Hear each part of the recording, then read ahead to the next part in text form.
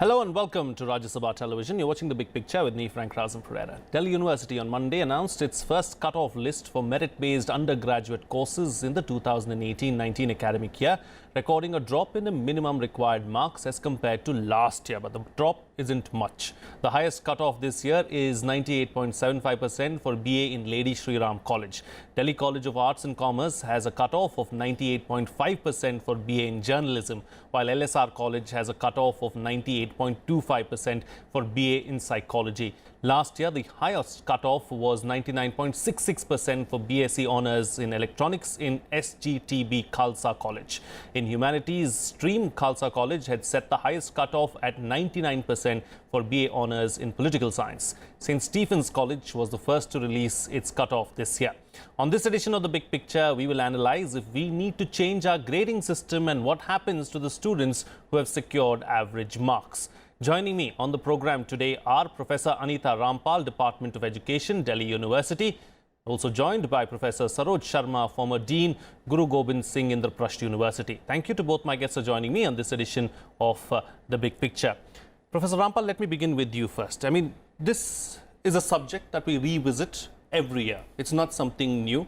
Every year we make a hue and cry about it, but nothing happens. Let's today talk about what really needs to be done. Do we need to take this grading system forward? How do we deal with this issue? You're right. Every year we have these alarming results and it gets worse and worse as far as we can see. I think firstly, this whole thing about trying to get some marks and then use it for entrance in a university should not be done.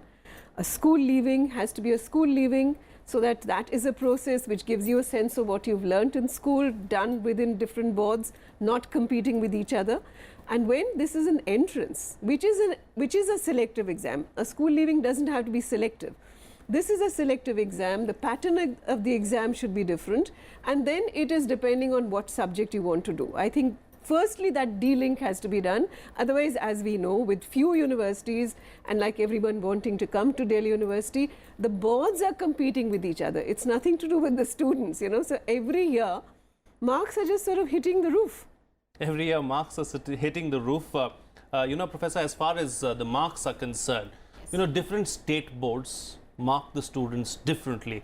So how do you identify if someone has got 99% in one board, another student has got 96% in another board? How can you compare? I mean, the grading systems are different at the end of the day, aren't they? So should courses like humanities, Delhi, you know, universities like Delhi University have a general entrance examination like you have for the professional courses? Yes. Every year we see such kind of hue and cry. Percentages are going off, cutoff rates are going on. So what is the solution? You said that we are witnessing it every year, and since long it is not a new story. Every year this happens. So what to do? Where to find solution? When we see at global level, it is a long process, 1 year process. The higher ranking institutions at global level, they start admission process 1 year back. And we, at the time of, after declaration of results, we come into this process. So we have not no any other option but to judge through marks. Do we assess our students with their aptitude test? Are there any tests which measure their interest level? How they are going to opt the courses, and after the course, the cutoff level was that the measuring parameter of their interest level, where are they placed? Have they gone to higher education, or how much they are capable in attaining research level? Where are they placed? These parameters should be designed, should be adopted in educational scenario. Unless and until we work in this area, we will still go into this bhed chal. So we have to get answer from these questions, and we have to sit together, all the educations throughout the country, whether it is Delhi University, my university, state university, you are quoting state also. So state, there is a big gap between state boards and center. So this gap should be filled up. And unless we just sit together, these kind of loopholes will be there, and we'll have again sit every year for this kind of discussion. You know, talking about state and central universities, Professor, there's a big gap between the universities as well. There's a reason why people want to come to the central universities. So shouldn't we then focus on strengthening the institutions itself so that there is confidence among the students to go to those universities as well, because there are a few thousand seats in Delhi University, but the number of people that apply are more than 6 times. Yes, absolutely. That's an area which has been the weakest link. The governments have not really invested enough. In fact, they've even circumvented institutions which were on a decline, and they said, no, we'll set up new things, we'll set up by new names, research university, etc., etc. But that is the actual crux of the matter. We have more students coming into schools, we have higher enrollments, higher aspirations. We have not invested enough in terms of setting up these universities and in designing courses. In designing courses which really are more meaningful for different people, they just don't go. I mean, so many people want to come into commerce and we don't know why. When we ask them, they don't know why. I mean, students coming from eminent schools with very high marks, when I happened to ask them, they said, we want to become a CEO. Now, a CEO has nothing to do with doing commerce, but it's just, not having enough idea, not being counseled enough, or at least having exposure to the kinds of possibilities. And some cities do offer those possibilities in terms of not just going into these fixed grooves, but not enough work has happened, not enough creative work has happened. Talking about these marks, I mean, let's look at humanities. 99% for humanities. I mean, who scores 99% in humanities, Professor? I was a humanities student. We could never think of scoring above 90 in humanities. I mean, how do these people score 99? And what are you going to do with 99% marks as far as the humanities course is concerned? See, somewhere we have to check this process. And as I said, there is a gap between school system, the secondary school system, and the tertiary system, the higher education level. Unless we sit together, we find the solution, things will not be sorted out. Marks, marks, marks. Why marks are the only criteria of judging anybody's personality? If so, as you said before the commencement of the program, you said that you were not interested in marking, you were not interested in a very good college because you had passion of this particular profession. Why don't we see the passion of any student, the creativity level, the aspiration level of any students? When he aspires, see, if a person gets more than 95%, it is already at 10th level, it is meant that he will opt for science stream, right? Below that he will opt for commerce stream, below that he will opt for humanities. It is a common notion. It is not like that a humanity person, I am just because most of the civil service aspirant are humanities, they are opting for humanities subject, but at school level it is a common notion after 10th standard, higher percentage means that they have to opt for science stream. So we have to check such kind of notion. We have to just at grassroots level, we have to test their capability, their aspiration, their interest level, and according to that level, from the schooling, we have to think of their capability and give them their subject. As you said, 99% are the criteria in humanities. It is not about humanities or in science subject. Even in science, do you think 99% after availing 99% makes a person perfect? Then why is he into this process? Why is he coming for higher education? He is a master of his field, his or her. So I think judging a student with marks, with the criteria of marks is a wrong pattern. Sure. And we have to start a new initiative. We have to think over a total paradigm shift is needed in this area. A paradigm shift is needed is what Professor Sharma is suggesting. Where do we start, Professor Rampal? Also, one, of course, in the transaction of what is happening in terms of learning.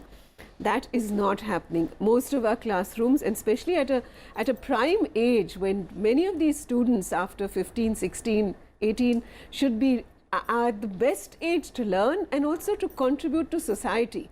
We make them introverts, thinking only about themselves and their marks, which is again damaging in terms of the kind of personalities that we are creating.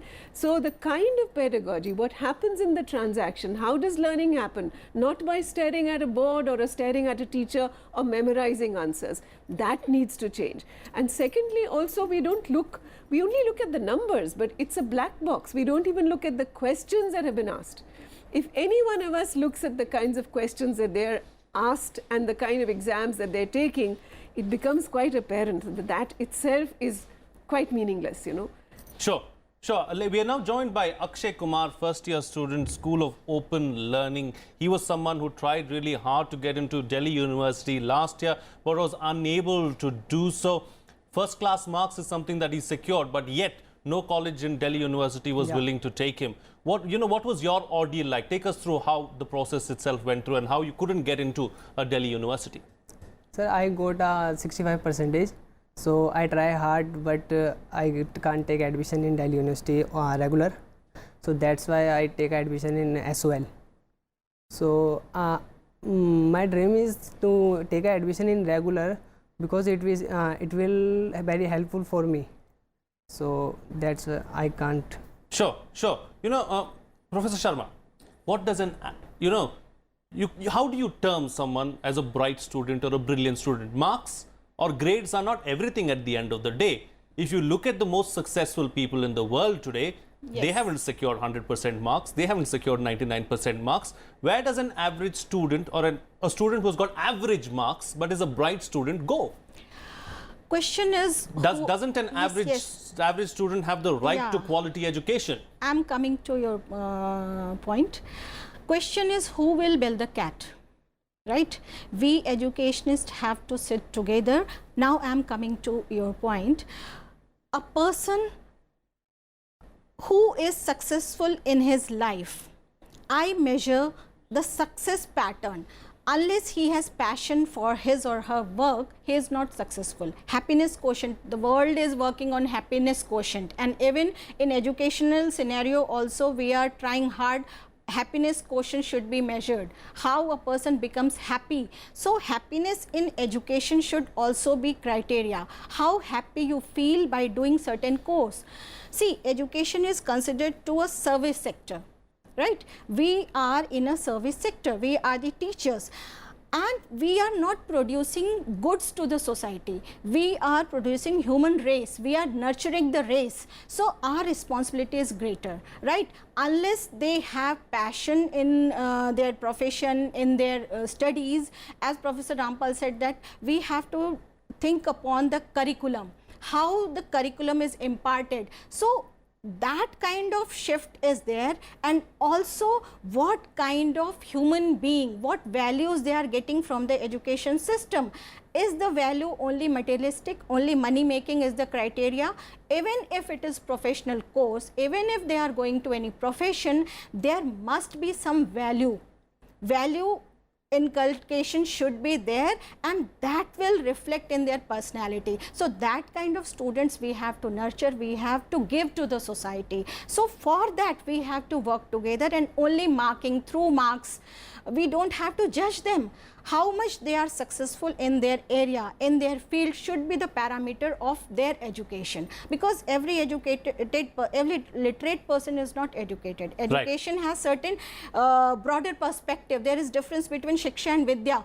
Vidya has a broader perspective and Shiksha is only literacy. So why to work on only literacy? We have to see how much educated the person is, and is that reflecting from his or her persona or behavior, because modification is behavior is the ultimate aim of education. So that behavior aspect as well as the success in society. Success should not be only monetary terms. That should be how much he or she is in his family, with the neighbors, with the society, how competent, because learning to live together is also one aspect of education. Sure, it is. So learning to be okay, learning to be is one aim of education, but learning to live together should also be there. Unless we teach these two pillars to the students, then education is incomplete. So I think I'm able to answer your question, because we have to create that kind of educational atmosphere and also the admission process, because it is the first step of that process. Indeed, it is. And let Sushma Yadav, Professor of Public Policy and Governance, Indian Institute of Public Administration and member,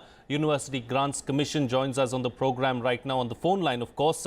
Professor Yadav, what is the solution to this problem? How do we deal with this issue of the grading system that we have right now, where the percentage and the cutoff marks are close to 100%? I think surely we have to find a way out. because I have seen the change. I'm a product of this university, and I remember 76% was very good. You could go to the best of college and to the best of course when you liked, or whichever you liked. And now I think we parents and children all are having sleepless nights because they don't know. Even if they score 95%, they are not sure of the course they want to get or the college they want to get in.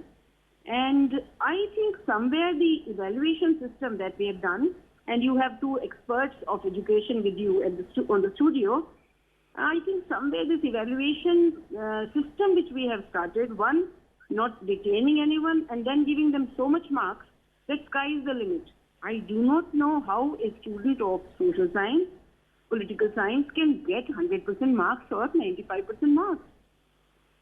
So there is a critical need of looking at the kind of evaluation system, and if you look at the learning outcomes, then you can distinctly separate the students who are coming now with maybe 100% marks or 95% marks, and the students of your generation. Of course, you are a younger person, but our generation who had even 65% marks, but the learning outcomes, if you compare by any standards, would be much more. So evaluation process, the teaching learning process, surely needs to be examined very, very carefully. And thirdly, somewhere I think in the minds of parents, we have to put in, the counseling is much more for the parents than their boards or the students. They had their dreams, maybe they had their ambitions, but they shouldn't make their children with those ambitions. They are cutting them off from all kinds of learning except the learning from the book or mugging up for the exams or then for the entrance. Because I think one way could be that we could have had some entrance examinations. But Frank, if you look at the system around, you have a number of examinations for entrance also.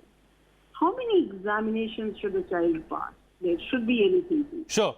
I think, Professor, I'm going to take the point that you're making to the other panelists as well. At the end of the day, that it's a very valid point, Professor Rampal, that Professor Yadav has made. How many examinations does a child take? Because, a child or a student is already under pressure to perform in the first place, try and get 99% marks, and over and above that, you also have to write this examination and that examination. I mean, what do you do with the student? See, not all our students come into a university. I mean, they're 10-15% of students. The rest do other things. We don't have enough universities to offer those positions. So if you look at the percentages, why should the school leaving exam become the end all of everything? So one completely different system of assessing. Right now, as we said, if even the board is not academically, they're quite outdated, if I may say so. I mean, they're not academically equipped to try and change the assessment pattern, which is badly needed. The kinds of questions and the multiple choice does not help anyone. So we are forcing them to get into this, and then the entire time of when they should be learning in school is also wasted because the schools are only gearing themselves to the exam. So a different the factories exam. At the end of the day. The factories. And which is meaningless. It's not as if they've learnt very much. The toppers tell us that they have just looked at questions and looked at which keywords are required to be put in there. No, not much understanding, no ability to be able to make nuanced arguments, to understand the issues, no.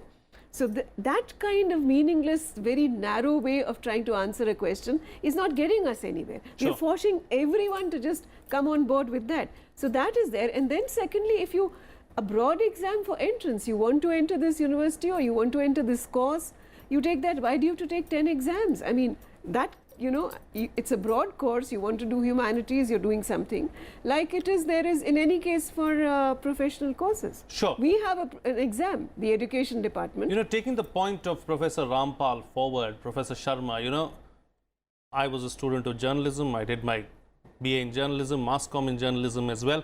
Whatever I learned for 5 years, I have not put to use in what I'm doing today. Yes. So at the end of the day, when you're reading books scoring 99% marks, how much of that is actually something that you're going to use in the future? Exactly. I totally agree with you.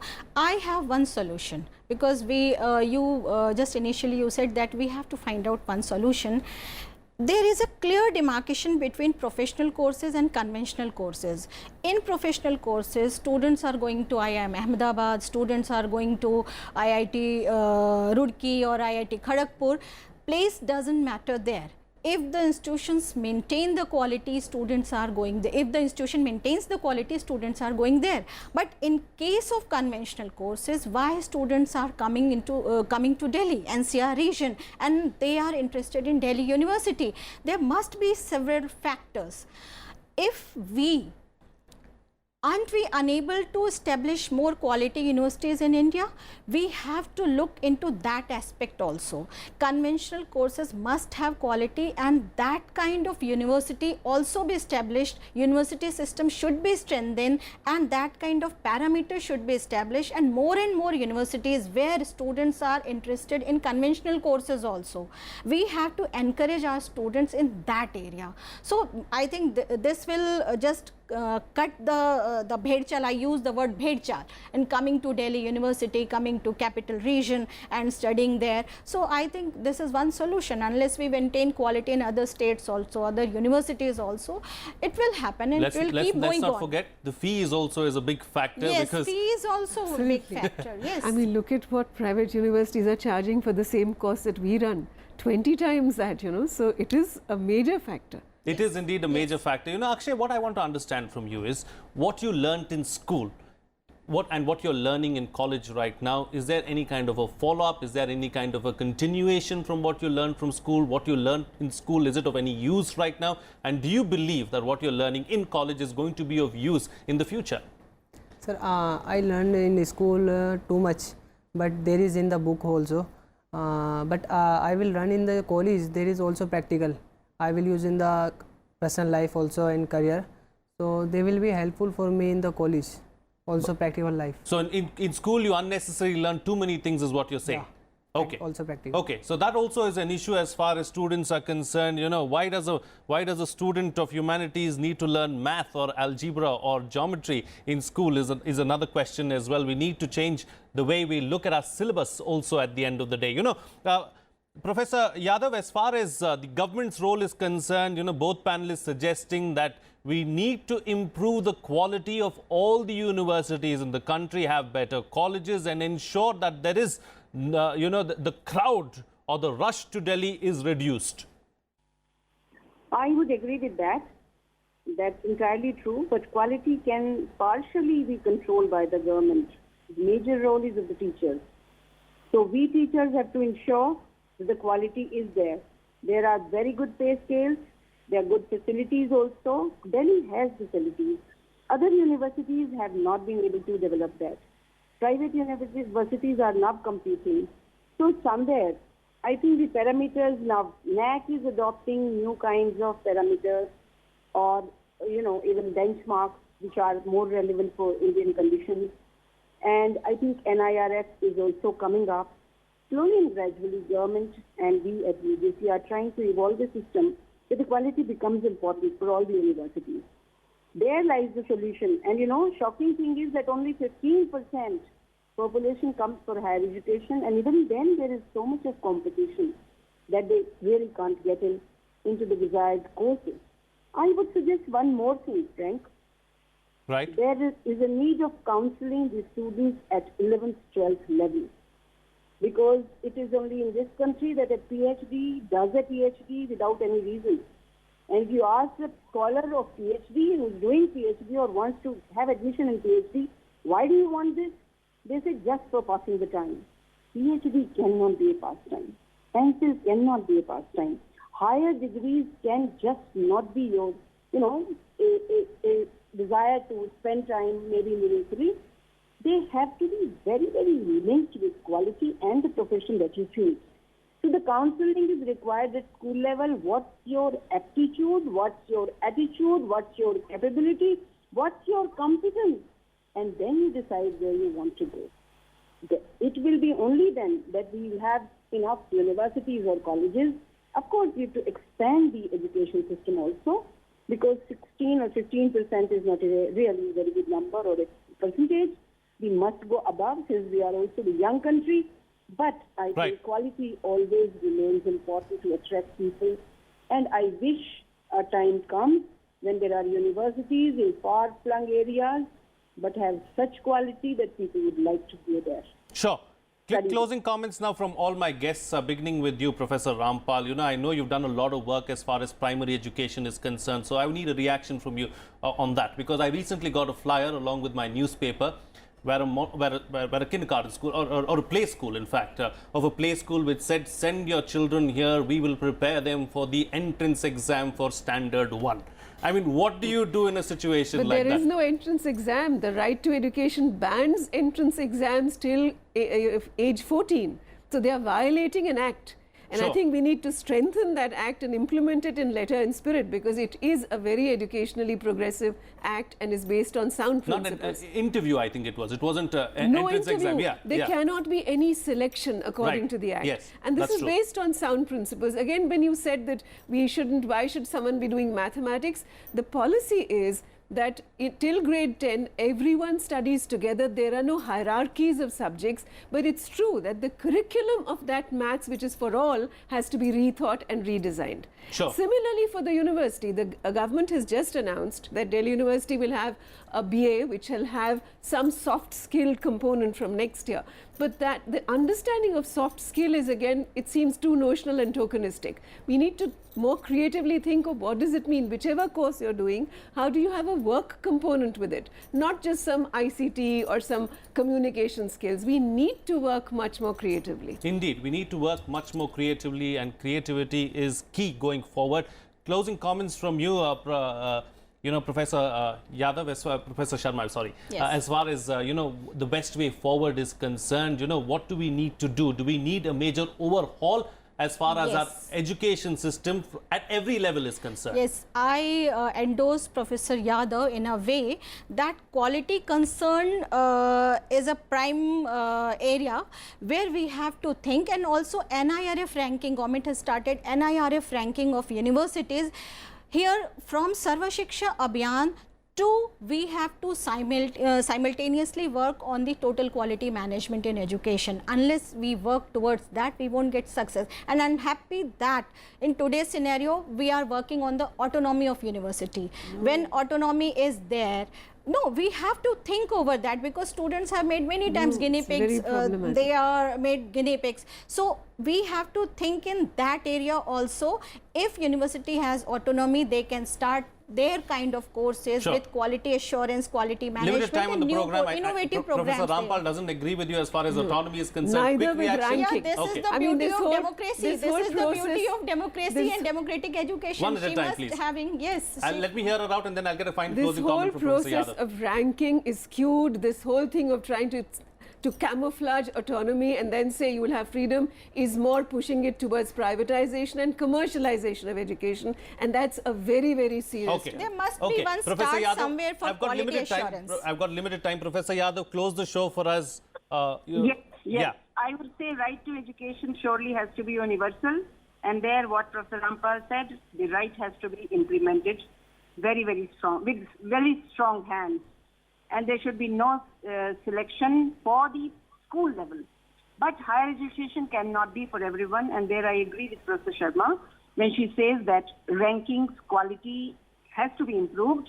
But what Professor Rampal said about commercialization and privatization, I think Harvard, Boston's, MITs are not government-owned completely. Therefore, we have to strengthen our own moral, attitudes first, and then have the best of institutions, whether they are private or government-owned, shouldn't matter, but Okay. quality should matter. Okay. And I think we must move on to that direction. All right. Quality should matter at the end of the day. Whether it's private or government does not matter, is what Professor Yadav is suggesting. But, at the end of the day, money too plays a big role. So it's better if we have better government institutions so that it's light on the pocket for the students as well. With that, it's a wrap on this edition of The Big Picture. Thank you to all my guests for joining me on the program and putting things into perspective for us. That's all the time we have today. See you again next time.